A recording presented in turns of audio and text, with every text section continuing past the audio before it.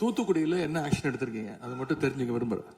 தூத்துக்குடியில் இப்போ ஒரு இன்சிடென்ட் சொன்னேன்ல, உங்களுடைய சட்டமன்ற உறுப்பினர், அதுக்கு மட்டும் கொஞ்சம் விளக்கம் கொடுத்தீங்கன்னா நல்லா இருக்கும். அதே போல தமிழ்நாட்டுக்கு வர வேண்டிய மிகப்பெரிய தொழில் முதலீடுகள் எல்லாம் இன்னைக்கு பக்கத்து மாநிலங்களுக்கு போகிறதாக பத்திரிகையிலையும் மேகசின்ஸ்லையும் தொடர்ந்து செய்திகள் வந்துட்டு இருக்கு. தொழில்துறை கைடன்ஸ் தமிழ்நாடு அமைப்புகள்ல முந்தைய ஆட்சியில் இருந்தக்கூடிய அதிகாரிகளை திடீர்னு மாத்தினதும் ஒரு தவறான முடிவுன்னு நாங்கள் கருதுறோம்.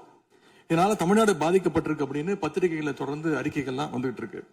இதற்கு இடையில ஆளுநர் உரையில தலைமைச் செயலாளர் தலைமையில தமிழ்நாடு இன்வெஸ்டர் ப்ரமோஷன் கமிஷன் என்ற பேர்ல ஒரு புது அமைப்பு உருவாக்கப்படும்னு அதை தெரிவிச்சிருக்கிறீங்க.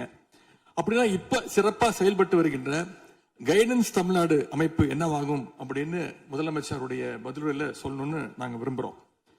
மாண்புமிகு பேரவைத் தலைவர் அவர்களே, இந்த அரசின் முன்னாடி இவ்வளவு பிரச்சனைகள் இருக்கு, ஏகப்பட்ட பிரச்சனைகள் இருக்கு. இதையெல்லாம் தீர்க்க முயற்சி பண்ணாம அடுத்த கட்சி ஆட்களை இழுக்கிற வேலையை தான் நீங்க எல்லாம் முழுவீச்சில் செஞ்சுட்டு இருக்கீங்க. இந்த அரசின் மீதான நம்பிக்கை வாக்கெடுப்பின் போது நான் குறிப்பிட்டு சொன்னேன், புதுமையான ஆட்சின்னு சொன்னீங்க, கடைசியில புஷ்பா பட ஆட்சியை கொடுத்திருக்கீங்கன்னு குறிப்பிட்டு பேசியிருந்தேன். அந்த அளவுக்கு குதிரை பேரம் தொடர்ந்து நடந்துகிட்டு இருக்கு. அப்படி பேசின அப்புறமாவது எதிர்கட்சி தலைவர்களுக்கு இந்த குதிரை பேரம் கழுதை பேரம் என்பதை பற்றி எல்லாம் பேசுவதற்கு இடமல்ல. இது ஆதாரம் இல்லாமல் எந்த பேரத்தை பற்றி பேசுவதை நான் அனுமதிக்க முடியாது. அடுத்த நீங்க அடுத்த இதுக்கு போலாம். 3 சீட்டர் சோஃபா 3 சீட்டர் சோஃபா இன்னைக்கு 5 சீட்டர் சோஃபாவா அப்கிரேட் பண்ணிருக்கீங்க. ஏற்கனவே சோஃபா அனுப்பி அடுத்த கட்சி எம்எல்ஏக்கெல்லாம் இழுத்துக்கிட்டு இருந்தீங்க. இன்ஸ்டா மார்ட்ல பொருட்களை வாங்குற மாதிரி இன்ஸ்டன்டா எம்எல்ஏக்களை வாங்கிட்டு இருக்கீங்க. வாங்கி ராஜினாமா செய்ய வச்சு விட்டு இருக்கீங்க.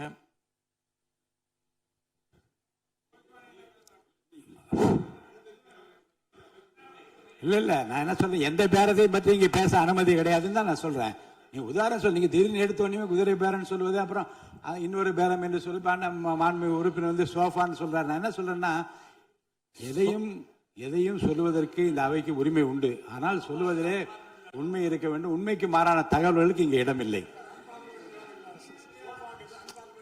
ஏன்னா அர்த்தம் இருக்குல்ல. இப்ப நீங்க ஏதோ ஒரு அர்த்தம் உள்நோக்கத்தோடு சொல்லப்படுற நீங்க சோஃபா இந்த சோஃபா என்று சொல்வதற்கு நீங்க ஒரு உள்ளர்த்தத்தோடு ஒரு வார்த்தையை சொல்லுகின்றீர்கள், நகைத்தும் கொள்ளுகிறீர்கள். அப்ப மக்கள் அதை பற்றி என்ன நினைப்பார்கள்?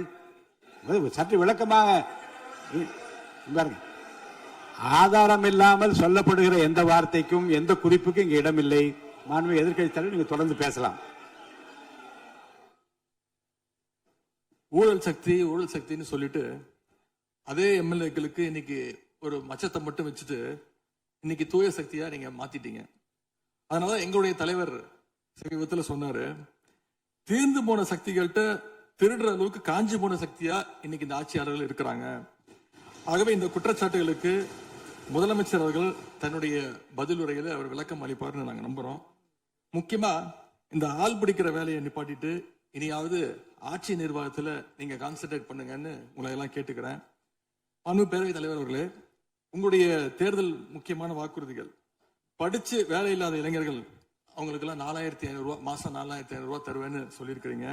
அது சீக்கிரம் 6 மாசத்துல கொடுங்க. மகளிருக்கு நீங்க சொன்ன உரிமை தொகை 2500 ரூபாய் உரிமை தொகை, வருஷத்துக்கு 6 கேஸ் சிலிண்டர், தாய்மாமன் சீர், இதெல்லாம் 6 மாசத்துல கொடுப்பீங்கன்னு நான் நம்புறோம். எல்லாம் எப்படி கொடுக்க போறீங்க அப்படின்னு ஒரு டைம் லைனை முதலமைச்சர் தன்னுடைய பதிலுரையில சொல்லணும்னு கேட்டுக்கிறோம். அதேபோல் சட்டம் ஒழுங்கு சீர்கேடு, மின்வெட்டு, விவசாயிகள் பிரச்சனை ஆகியவற்றில் முதலமைச்சர்கள் தலையிட்டு உடனடியாக ஒரு தீர்வு காண வேண்டும். ஆளுநர் உரையில இதற்கான விளக்கம் இல்லாததால முதலமைச்சருடைய பதிலுரையாவது இதெல்லாம் இருக்கும்னு நாங்க எதிர்பார்க்கிறோம். இப்ப நான் கேட்டதுக்கெல்லாம் வழக்கம் போல பழக்க தோஷத்துல எல்லாத்துக்குமே திமுக தான் காரணம்னு எங்க மேல பழிய தூக்கி போடாம தப்பிச்சுக்காம தீர்வை நோக்கியதா முதலமைச்சருடைய பதில் இருக்கணும்னு நான் விரும்பி கேட்டுக்கொள்கின்றேன். ஆளுநர் உரையில இருமொழி கொள்கை, மாநில உரிமை, சமூக நீதி, மகளிர் முன்னேற்றம்னு திமுக சொன்னதையே ப்ளூ பிரிண்டா ஃபாலோ பண்ணி இந்த அரசுடைய கொள்கை முடிவுகளா அறிவிச்சிருக்கிறீங்க. இதை நாங்க வரவேற்கிறோம். மற்றபடி ஆளுநர் உரையில தமிழ்நாட்டுடைய வளர்ச்சிக்கான ரோடு மேப் எதுவும் இல்லைன்னு கூறிக்கொண்டு முழுக்க முதலமைச்சருடைய புகழுரையாகத்தான் இந்த ஆளுநரை அமைஞ்சிருக்குன்னு சொல்லி வாய்ப்புக்கு நன்றி கூறி விடைபெறுகின்றேன். நன்றி, வணக்கம். மாண்புமிகு பள்ளி கல்வித்துறை அமைச்சர் பேசுங்க. ஐயா, மாண்புமிகு பேரவைத் தலைவர் அவர்களே, பேசுங்க பேசுங்க. மாண்புமிகு பள்ளிக்கல்வித்துறை அமைச்சர் பேசுங்க. உட்காருங்க உட்காருங்க உட்காருங்க. மாண்புமிகு பேரவைத் தலைவர் அவர்களே, ஒரு செய்தி விளம்பரத்துறை அமைச்சர் என்ற முறையில் இந்த மாமன்றத்தில் மதிப்பிற்குரிய எதிர்க்கட்சி தலைவர் அவர்கள் சொன்ன சில செய்திகளுக்கு சில வரி விளக்கங்களை உங்கள் மூலமாக வழங்க விரும்புகிறேன். தன்னுடைய பேச்சிலே மாண்புமிகு எதிர்க்கட்சி தலைவர் அவர்கள் சில விளக்கங்களை ஆக்கப்பூர்வமாக ஆதாரத்தோடு கூறியிருந்தால் அதை குறிப்பெடுத்து அதன்படி இந்த தமிழ்நாடு அரசு தன்னுடைய திசைவழி போக்கை சரியான முறையில் செலுத்திக் கொள்ள தயாராக தான் இருக்கிறது. நான் முதல்வன் திட்டத்தை முடக்குவதற்கோ மாற்றுவதற்கோ எங்களுக்கு எந்த திட்டமும் இல்லை. ஆனால் சில விஷயங்களை தெளிவுபடுத்த வேண்டும். 40 நாள் விரதம் முடிப்பது போல 40 நாட்கள் ஆட்சியை இந்த தாவேக அரசு நிறைவு செய்திருக்கிறது. இந்த 40 நாட்களும் பார்த்து விட்டேன், ஏமாற்றம் மட்டும்தான் மிச்சம் என்று அவர் சொன்னார். ஆனால் மக்கள் திமுகவினுடைய 40 நாள் அல்ல 5 ஆண்டுகளையும் பார்த்துவிட்டு அந்த வந்த ஏமாற்றத்தால் தான் இப்படி ஒரு தீர்ப்பை எங்களுக்கு வழங்கி இருக்கிறார்கள். ஆளுநர் மகிழ்ச்சி, அமைச்சர்கள் மகிழ்ச்சி, ஆளுநர் மகிழ்ச்சி என்றெல்லாம் சொன்னார். இந்த அரசில் தமிழ்நாடு மக்கள் மகிழ்ச்சியாக இருக்கிறார்கள் என்பதை தான் இன்றைய சட்டமன்றத்தினுடைய போக்கு காட்டுகிறது. நான் முதல்வன் திட்டத்தை பொறுத்தவரை தமிழ்நாடு முழுக்க இருக்கக்கூடியவர்களை நான் முதல்வன் என சொல்ல வைத்துவிட்டு ஒரே ஒரு குடும்பத்தில் மட்டும் முதல்வர்கள் வந்து கொண்டிருக்கின்ற போக்கை மாற்றுவதற்காக தான் இப்படி ஒரு சட்டமன்றம் அமைந்திருக்கிறது. தமிழ்நாடு வரலாற்றில் முதல் முறை முதலமைச்சர் மட்டுமல்ல, மாண்புமிகு சி ஜோசப் விஜய் அவர்கள் முதல் முறையிலேயே முதலமைச்சராக இருக்கிறார். அவருக்கு பிறந்தநாள் வாழ்த்துக்களையும் சொல்லிக் கொண்டு, நிதி ஆயோக் கூட்டத்தில் மாண்புமிகு முதல்வர் சொன்னதெல்லாம் 40 நாட்கள் நீங்கள் செய்திருக்க முடியாது, அது திமுக தான் காரணம் என்று சொன்னார்கள். நானும் அதை தான் சொல்கிறேன். இன்று அவர் சொன்ன சட்டம் ஒழுங்கு, போதை பொருள் எல்லா பிரச்சனைக்கும் 5 ஆண்டு காலமாக அவர்கள் செய்த திமுக ஆட்சிதான் காரணமாக இருக்க முடியும் என்பதையும் சுட்டிக்காட்டிக் கொள்கிறேன். பள்ளி மாணவர்கள், ஒரு கல்வித்துறை அமைச்சர் நான், பள்ளி மாணவர்களினுடைய புத்தக பையிலே அன்றைய முதல்வர் ஸ்டாலின் படத்தை நாங்கள் போடவே இல்லையே என்று பெருமையாக சொன்னார். அப்புறம் ஏன் சார் லேப்டாப்ல மட்டும் அந்த படத்தை போட்டீங்க? நீங்க லேப்டாப்பில் போட்ட படத்தை எங்கள் மாணவர்கள் திண்ணர் வைத்து அழித்து விட்ட காட்சிகளும் சமூக வலைதளத்தில் பார்த்து கொண்டுதான் இருக்கிறோம். ஒரு வரியில் சொல்லுகிறேன், கோயில் பிரச்சனையை முத்தமிழறிஞர் டாக்டர் கலைஞரினுடைய வசனத்தையே சொல்கிறேன். நாங்கள் கோயில் கூடாது என்று சொல்லவில்லை, கோயில் கொடியவர்களின் கூடாரமாக மாறிவிடக் கூடாது என்றுதான் சொல்லுகிறோம். தூய்மை தொழிலாளர்களை இன்றே பார்த்து விட்டதாக முன்னாள் முதல்வர் பார்த்து விட்டதாக சொல்கிறார்கள். எங்கள் கேள்வியே அதுதான். 10 நாட்கள் ஒரு வாய் சாப்பிடாமல் உண்ணானும் இருந்த போது நானும் எனது சகோதரர்கள் அண்ணன் ஆனந்தும் மாதவம் போய் பார்த்தோமே. இன்று தூய்மை தேவதைகளை பார்க்கிற திரு ஸ்டாலின் அவர்கள் அன்னைக்கு ஏன் சார் பார்க்கல? ரிப்பன் மாளிகைக்கு அட்ரஸ் தெரியலையா? எப்படி போக வேண்டும் என்ற பாதை தெரியவில்லையா? தமிழ்நாடு எத்தனையோ திருடர்களை பார்த்திருக்கிறது. அலிபாபாவும் 40 திருடர்களையும் கூட பார்த்திருப்பீர்கள். அலிபாபாவும் பியூஸ் கேரியர் திருடர்களையும் இப்போதுதான் எங்களுடைய மின்சாரத்துறை அமைச்சர் பார்த்துக் கொண்டிருக்கிறார். அதை குறித்த நடவடிக்கை எடுக்கப்பட்டுக் கொண்டிருக்கிறது. அவர்கள் மின்வெட்டை குறித்து சொன்னதற்கு மாண்புமிகு புரட்சித் தலைவி அம்மா அவர்கள் இதே மாமன்றத்தில் சொன்ன ஒரு வரியை சுட்டிக்காட்ட ஆசைப்படுகிறேன். இந்த மாமன்றத்திலே தமிழ்நாட்டிற்கு மின்சார தடையை அறிமுகம் செய்த திமுக அதற்கு மின்சார தடையை பற்றி பேசுகிறது என்று அவர் கேட்டார். கலைஞர் வண்ண தொலைக்காட்சி கொடுத்தார்கள், அந்த நாட்களை பார்க்க முடியாது. கலைஞர் வண்ண தொலைக்காட்சி கரண்ட் இல்லாம கரப்பு இல்லையா பிளாக் அண்ட் ஒயிட்டாவே போன அந்த காலங்களை எல்லாம் மறந்துவிட்டு ஆதாரம் இல்லாமல் உண்மைக்கு புறமான செய்திகளை மாமன்றத்தில் அவர்கள் சொல்வதை இதோடு நிறுத்திக் கொள்ள வேண்டும். நேரலையை குறித்து கேட்டார்கள். எனக்கு ஆச்சரியமாக இருக்கிறது. 3 ஆண்டு காலமாக ஒரு தொழில்நுட்ப கோளாறாக அன்றைய சபாநாயகர் நேரலையை இருட்டடிப்பு செய்து விட்டார்.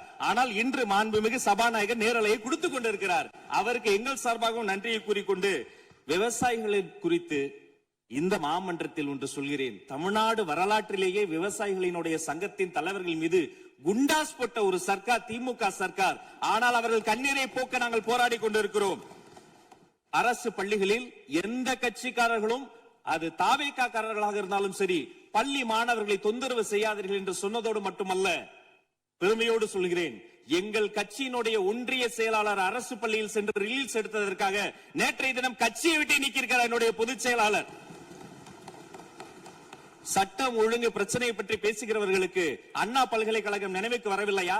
அண்ணா நகரில் பெத்த பிள்ளைக்கு கொடுமை நடந்ததற்கு கம்ப்ளைண்ட் கொடுக்க வந்த அப்பா அம்மா மீதை அடித்து துன்புறுத்தியது நினைவுக்கு வரவில்லையா? யார் அந்த மேலிடம் என்று கேட்பவர்களுக்கு யார் அந்த சார் என்பது நினைவுக்கு வரவில்லையா என்பதை உங்கள் மூலமாக நான் கேட்டுக்கொள்கிறேன். இடையில் ஆங்கிலத்தில் ஒரு விஷயம் சொன்னார், to remain silent. I want to quote Walter. I may not agree with what you are saying, but I am ready to give my life to defend your right to say it. எதிர்க்கட்சிகளினுடைய கருத்துகளையும் அரவணைக்கக்கூடிய மாமனிதர் இந்த மன்றத்தில் முதல்வராக உட்கார்ந்து கொண்டிருக்கிறார். ஆக்கப்பூர்வமான விமர்சனங்களை சொல்வீர்கள் என்று பார்த்தால் திரும்ப திரும்ப அரசியல் விமர்சனங்களை மட்டுமே சொல்லிக் கொண்டிருக்கிறீர்கள். இந்த சோஃபா கதையை என்னைக்கு விட போகிறார்கள்? எங்கள் தலைவர் சினிமாவை விட்டாலும் அவர்கள் அட்லி என்கிறார்கள், புஷ்பா என்கிறார்கள், ஜுராசிக் பார்க் என்பார்கள் போல் இருக்கிறது. நான் ஒன்று சொல்லிக் கொள்கிறேன், அந்த சோஃபா அவர்கள் வாங்கியது, அவர்களினுடைய வசதி கருத்து வாங்கியது. மதிப்பிற்குரிய அண்ணன்களை நீங்கள் சிறுமைப்படுத்தக் கூடாது. ஆனால் ஒன்று உறுதி, எந்த காரணம் கொண்டும் பார்க்க வருகிற கூட்டணி தலைவர்களுக்கு மட்டும் பிளாஸ்டிக் சேர் போட்டதை போல சிறுமைப்படுத்தக்கூடிய கட்சி தமிழக வெற்றி கழகம் இல்லை என்பதையும் இந்த நேரத்தில் நான் தெரிவித்துக் கொள்கிறேன். சிங்க பெண்களை குறித்து அன்றே விரிவாக தெளிவாக அழகாக நான் கூறிவிட்டேன். சிங்க பெண்கள் இந்த நாட்டினுடைய தமிழ்நாடு அரசினுடைய பொக்கிஷம். அவர்களை குறித்து மீண்டும் மீண்டும் இப்படி சிறுமைப்படுத்தி பேசியதற்காக மாண்புமிகு பேரவைத் தலைவர்கள் அதை கண்டிக்க வேண்டும். சிங்க பெண்களை குறித்து இனி யாராவது தவறாக பேசினால் அதை அனுமதிக்க கூடாது. இப்படி தவறாக பேசியதற்காக அவர்கள் மன்னிப்பு கேட்க வேண்டும் என்று தமிழக வெற்றி கழகத்தினுடைய அரசு சார்பில் கேட்டுக் கொள்கிறேன். வாக்குறுதிகளை பற்றியெல்லாம் பேசினார்கள். பொதுவாக வாக்குறுதிகள் சர்வதேச அளவில் பொலிட்டிக்கல் பினாமினல் எப்படி உருவாகிறது? ஒரு பிரச்சனை, அந்த பிரச்சனைக்கான ஒரு சொல்யூஷன்ஸ், அதை எந்த பொலிட்டிக்கல் இன்டர்ஃபரன்ஸ் இல்லாமல் செயல்படுத்தக்கூடிய ஒரு செயல்முறை, பின்பு வரக்கூடிய அந்த வெற்றியை ரோடு போடுவோம் என்று சொல்லி ரோடு போட்டதை காண்பித்து எக்ஸிபிட் செய்து அவர்கள் முன்னோக்கி செல்வார்கள்.